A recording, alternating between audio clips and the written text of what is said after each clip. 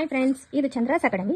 ಇದು ಚಂದ್ರಾಸ್ ಅಕಾಡೆಮಿಯಿಂದ ಬರುವಂಥ ಸೆಪ್ಟೆಂಬರ್ 11, 12, 13 ನಮ್ಮ ಬೆಂಗಳೂರಿನಲ್ಲಿ ಕ್ಲಾಸ್ ನಡೆಯಲಿದೆ. ಈ ಕ್ಲಾಸಿನಲ್ಲಿ PMU ಆಸ್ಥೆಟಿಕ್ ಡಿಪ್ಲೊಮೊ ಕೋರ್ಸ್ ಆಗಿರುತ್ತೆ.